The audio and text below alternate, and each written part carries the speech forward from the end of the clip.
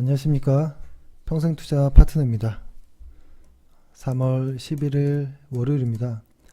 오늘은 시황에 대한 이야기, 그리고 오늘 좀 들썩거렸던 일부 종목들에 대한 이야기를 해볼 텐데요.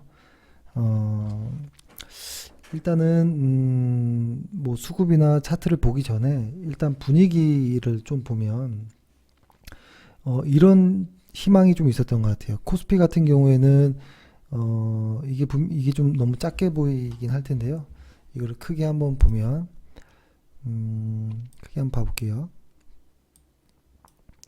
좀 보면, 분명히 이렇게 하락했던 게 한 두 달 정도 오르고, 최근에 좀 많이 빠지긴 했는데, 이것이 어느 정도에서는 반등을 하는 것 아니냐라는 좀 생각이 많았었고, 일부 시장의 분위기가, 그리고 그러한 과정에서 이제 미국과 중국의 협상에서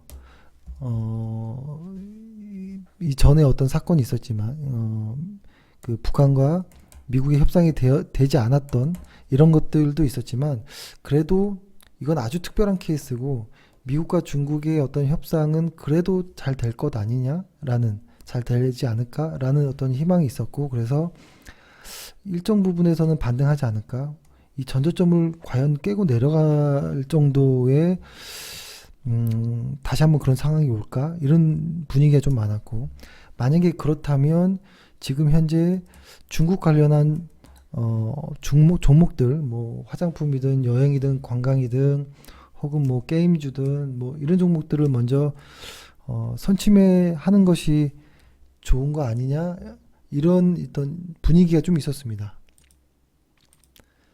근데 아무튼 그러한 분위기가 좀 있었는데요. 그런 부분에 대한 조금 자세한 이야기를 좀 해보면, 일단은 이렇게 봐야 될 것 같아요. 지금 우리 지수가 이만큼 올라왔을 때 시장 분위기가 많이 달라지긴 했죠. 근데 최근에 이 정도 빠지는 부분에 대해서는 사실은 오른 폭에 비해서 그래도 꽤 얼추 많이 빠진 모습인데, 아직 이 하락을 지금 사람들이 인정은 하지 않는 것 같아요. 이거는 아직은 조정일 것이야 라는 분위기가 조금 더 많은 것처럼 느껴지는데요. 그래서 사람들이 지금 좀 혼란스러워하는 것 같아요. 그러다 보니까 지수도 조금 흘러내리니까 누군가는 이거 싼 거 아니야 라고 해서 밑에서 들어오기도 하고, 그렇죠? 누군가는 아니야 아직 더 빠질 거야 라고 해서 팔기도 하고, 이런 부분들이 좀 연출되는 것 같은데요. 일단 시장의 어떤 수급을 보면, 우리가 두 달 동안 시장을 이끌었던 외국인들의 수급은 오늘도 역시 꽤 안 좋았죠.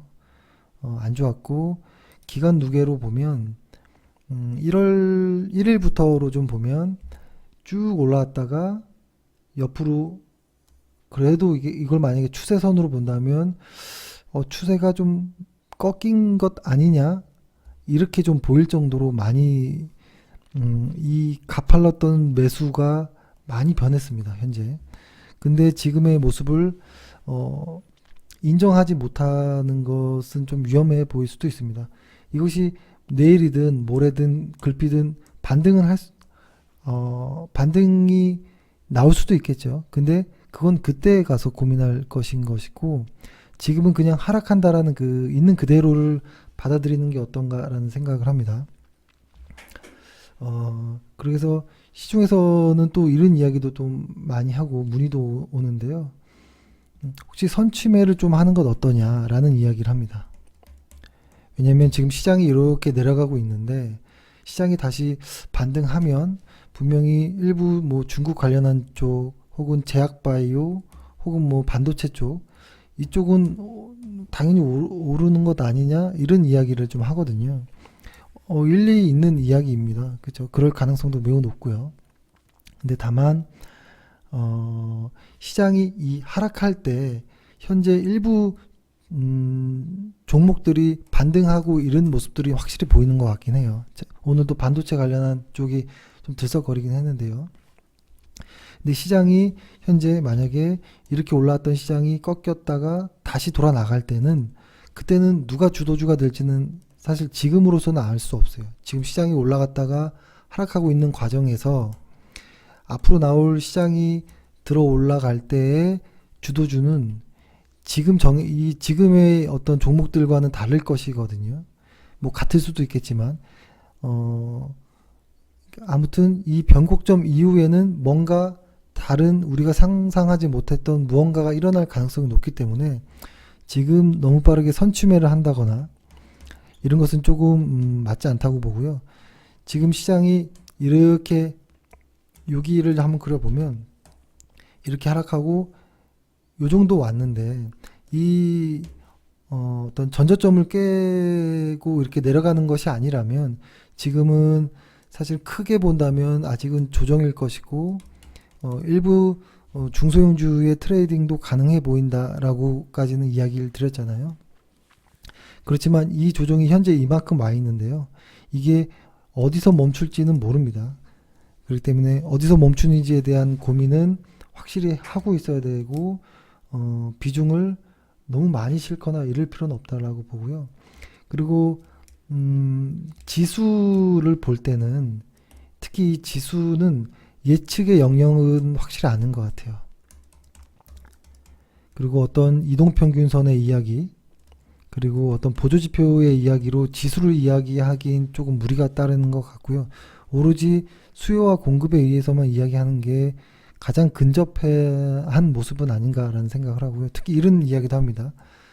이동평균선으로 이야기할 때는 현재 큰 이동평균선이 이렇게 내려오는 과정에서 작은 이동평균선이 이렇게 내려왔기 때문에 얘가 돌아 올라갈 때는 이렇게 갈 것이다. 지금 현재 이 부분인데 이번에는 반등이 나올 때는 아주 중요하다라고 이야기를 하는 어떤 이야기도 있는데요. 상당히 공감이 되는 부분입니다.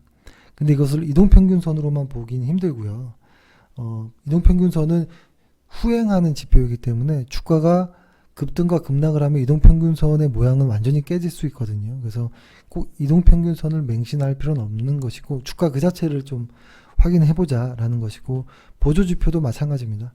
다 후행적인 지표들이기 때문에 그것을 보고서 하기는 어렵고 다만 대응의 영역에서는 확인해 볼 필요는 있다고 봅니다. 대응의 영역. 그렇기 때문에 조금 신중할 필요는 있다라는 생각을 하고요. 지금같이 지수가 하락하는데도 지수가 이렇게 하락할 때도 이걸 자세히 뜯어보면 지금은 다 이렇게 음봉으로 보이는데요. 이것을 만약에 분봉이나 이렇게 보면 왔다 갔다 하면서 이렇게 내리고 있거든요. 그랬을 때 여기서 가장 리스크 있는 이야기는 이런 눌림목에서 매수를 하자라는 이야기인 것 같아요. 이건 상당히 위험한 겁니다. 이런 모습에서 눌림목을 그러니까 하락하고 있는데 눌림목을 매수하는 것이 아니고 상승할 때 눌림목을 매수하는 것은 해볼만 할 것 같아요. 근데 하락하고 있는데 눌림목은 이것은 너무 위험해 보인다라는 것이죠. 그래서 근데 지금 시장에서 제가 오늘 오전 시황에도 말씀드렸던 것처럼 저점 매수라는 걸 일단 당분간은 머리에서 지우고 지수가 누가 뭐래도 반등합니다라고 하는 어떠한 그날이 왔을 때 그때부터 시작하셔도 어떨까라는 생각을 합니다. 오전 시황에서 이야기했던 부분은 S&P 500 이야기를 좀 했던 것 같은데요. 우리 지수가 좀 마음이 편하지 않은 이유는 이 S&P 500의 모습과도 좀 무관하지 않을 텐데요.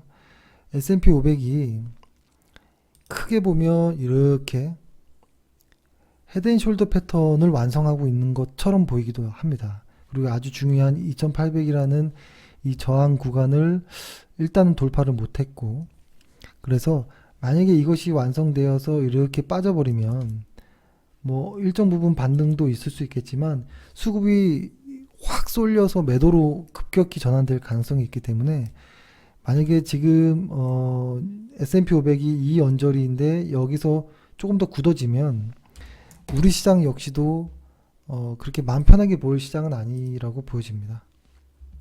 그렇죠? 그리고 지금 환율이나 이런 부분도 그렇게 우호적인 방향은 아니거든요. 그래서 지금은 어떤 선침에 저점 매수, 지금이 바닥 이런 이야기는 통하지 않는 것 같아요. 일단은 안전하게 확인하고 해도 되겠다라는 생각을 하고요.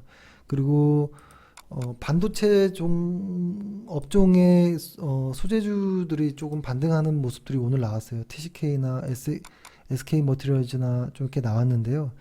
저는 일단 반도체 소재 관련해서는 여러 관심 종목 중에 있지만 이 중에서도 어떤 기대감 빼고 오로지 현재 벌고 있는 실제 실적으로만 순위를 좀 따져보면 한 4개 정도 종목이 저는 최고의 종목이라고 보는데요. 일단은 뭐 TCK, SK 머티리얼즈, 한솔케미칼, 하나머티리얼즈 뭐 이런 종목들을 최고의 종목이라고 보는데 만약에 오늘 좀 그럴싸하게 올랐던 TCK를 좀 본다면 뭐 SK 머티리얼즈나 이렇게 본다면 오늘 이것이 반등의 초입인가 라고 할 정도의 어떤 강한 조금 상승이 있었는데요.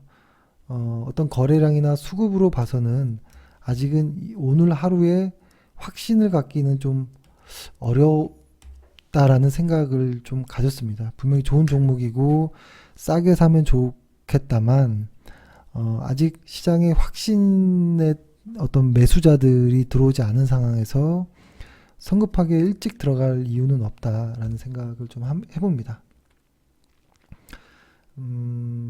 그렇죠. 그래서 그러니까 시장이 이렇게 하락하고 있을 때 들쑥들쑥 하는 이런 것들에 상당히 조심해야 되고 시장 역시도 인내력의 한계가 있기 때문에 계속 하락하면 무언가라도 꿈틀꿈틀 움직일 때 이렇게 수급이 좀 쏠리거나 이런 부분이 있을 수 있습니다. 그런데 그럼에도 매우 조심해야 되고 그런 부분에 아주 저점 매수, 고점 매도는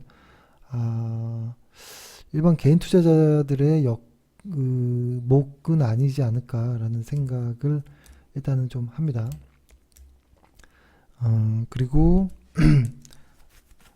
일단은 시황에 대한 의견을 이렇게 했고 그 다음에 S&P 500 같은 경우에 지금 확실히 조금 겁나는 이런 모습이 좀 나오긴 합니다. 그래서 상당히 좀 긴장되는 모습이고 지금은 수급이 이런 식으로 흘러가서 차트가 만들어졌는데 이런 차트 상황 안에서 지금의 뉴스들이 잘 귀에 들어오지 않는 상황인 것 같아요. 지금은 항상 뉴스가 뒷북을 쳤고 뉴스 보고 판단하기 너무 늦었고 그런 상황에서 어제 오늘의 뉴스의 어떤 색깔도 다르고 그렇기 때문에 뉴스를 좀 주의해서 들을 필요가 있고요. 만약에 뉴스가 오히려 판단에 방해가 된다면 그냥 지수만 보시는 것이 어떨까라는 생각도 합니다. 네, 이렇게 얘기를 하고 그 다음에 제가 오늘 한 회원이랑 통화하면서 좀 말씀드린 부분도 있는데요. 근데 저희 오래된 회원분들은 이렇게 많이 하시는데요. 이제 연세가 좀 있으시고 금액이 한 10억 정도 이상 되시는 회원분들 같은 경우에는 지금 꽤 많은 분들이 하시고 있는 방법 중에서는 개별 종목을 매매를 잘 안 하세요. 왜냐면 이제 보통 이제 개별 종목들을 막 이렇게 여러 개 종목 하기에는 나의 사생활은 없고 그리고 주식을 재미로 하지 않을 것이고 안전하게 하자라는 주의가 더 많고 금액이 크다 보니 그리고 오늘 한 회원도 한 10억 정도 하시는 분이신데도 지금 나만의 어떤 포트폴리오가 안 짜진 이런 좀 모습이 있거든요. 근데 많은 분들이 있는데요. 조금 좀 나눴으면 좋겠어요. 예를 들어서 내가 한 10억 정도 된다라고 하면 나의 1년에 어떤 기대 수익이 있을 거잖아요. 기대 수익에 한해서 이게 좀 조절을 할 수 있는데요. 뭐 개별 종목도 있을 거고 시장 뭐 인덱스도 있을 것이고 뭐 여러 가지가 있을 것인데 개별 종목도 좋지만 저는 하나 자주 말씀드리는 것이 코덱스, 레버리지나 코스닥 150 레버리지 이 종목도 종목처럼 가능하다라고 봐요. 근데 그것이 이제 저희 이제 오래된 회원들처럼 분산과 근하를 조금 신뢰하고 그거대로 잘 따라 하실 수 있다면 저는 추천해 드리긴 하는데요. 예를 들어서 이런 것이죠. 저희가 요때를 어떤 시작점이라고 봤고 요때를 마무리로 봤었잖아요. 지수를 이야기할 때. 그럴 때 요런 구간에서 일단 매수 10% 자산의 투자 비중의 10% 혹은 뭐 15%, 20% 정도를 매수를 하고요. 그날에. 그다음에 이렇게 음봉이 분산이 많이 쌓이기 전에는 음봉에서 비중을 계속 늘려나가는 것들. 그리고 분산이 많이 쌓여서 일정 부분에 매도할 시기가 오면 이때는 전량 매도하는. 그렇게 해서 코스피 레버리지나 코스닥 레버리지의 한 50% 정도 이상의 비중으로 이렇게 매수하시고 나머지는 시장을 적립식으로 매매하는 이런 방법도 많이 하시거든요. 저는 이거 매우 좋은 방법이라고 생각합니다. 비중이 크면 자산이 한 10억 정도 넘어가면 일부 작은 변동성 큰 종목들은 어렵습니다.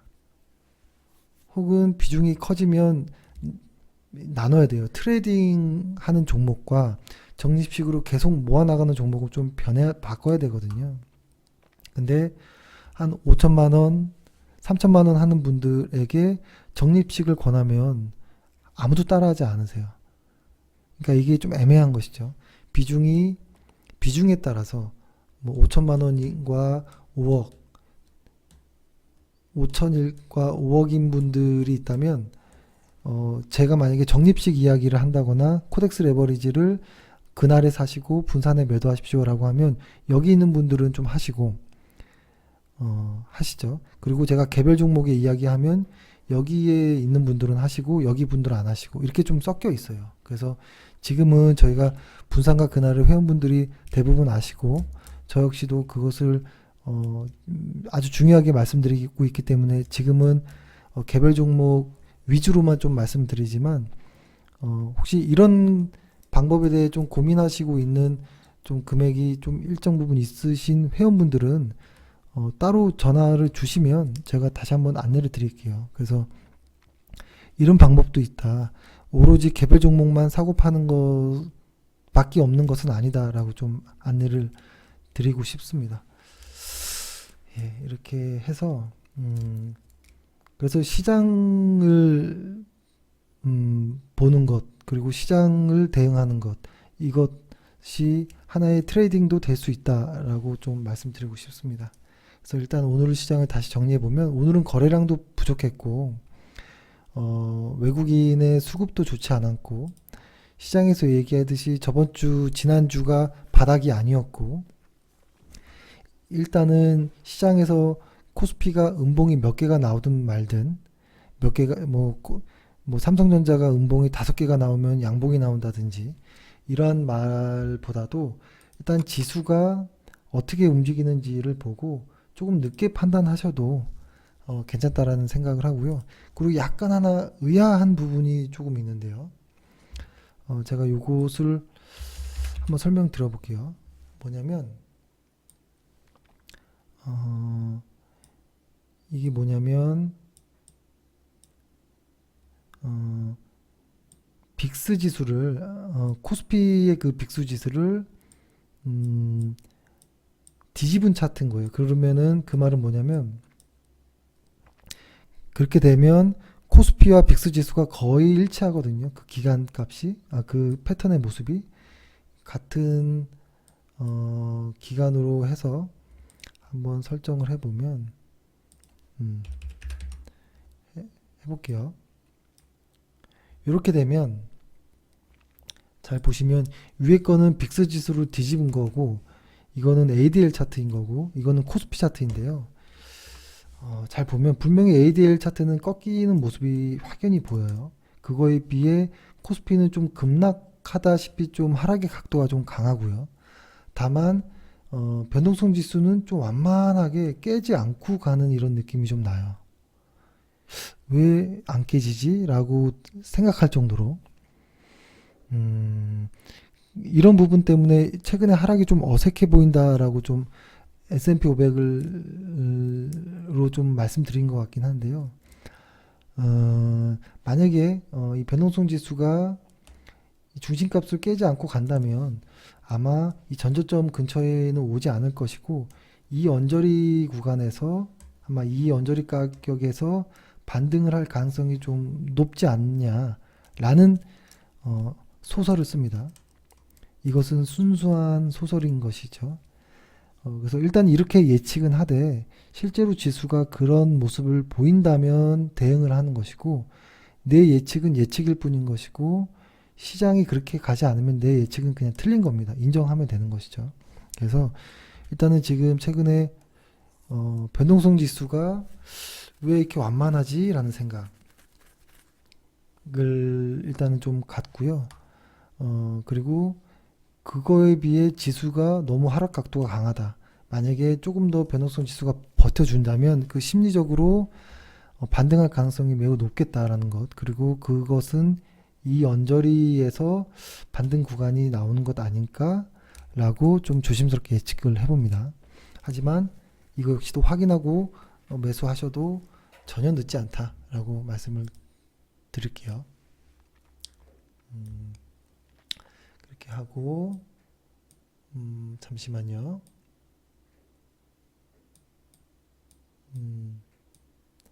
근데 이게 뭔지 좀 헷갈려 하시는 분들이 있는데요. 다시 한번 보여드리면 변동성 지수가 이거거든요. 이거를 그냥 뒤집은 거예요. 뒤집은 차트가 인데요. 이거를 한번 저점과 고점을 연결해 볼게요. 이렇게 이 정도 온 모습인데, 이것을 다시 코스피로 차트로 한번 이렇게 해볼게요. 다시 코스피 차트로 돌아와 보면 이 거의 일치하거든요. 변동성 지수와 거의 일치하는데, 그 일치하는 야 하는데 요 언저리 정도가 조금 더 많이 빠진 느낌이 나거든요. 근데 여기서 뒤늦게 변동성 지수가 더 빠져내려올 수도 있지만, 변동성 지수가 빠지지 않고 버텨준다면 이 언저리가 반등의 어떠한 가격 구간이 될 수도 있겠다라는 소설입니다. 소설일 뿐인 것이고요. 참고만 하시고 실제 시장을 보고 대응하시는 것이 좋아 보입니다. 네. 일단 오늘 이렇게 말씀드렸고, 시작은 아직까지도 그냥 하락하고 있습니다. 내일이 저점일지 오늘이 저점일지는 모르지만 일단 조금 참을성 있게 좀 참아 보도록 하고요. 시장이 분명 반등하면 주도주는 바뀔 수 있습니다. 지금 움직이는 이런 일부 종목들이 주도주가 아닐 가능성도 있기 때문에 조금 더 시장을 보고 주도주를 판단하는 것이, 그리고 매매를 하는 것이 좋아 보입니다. 네, 일단 오늘은 이렇게 해서 방송 마치겠습니다. 감사합니다.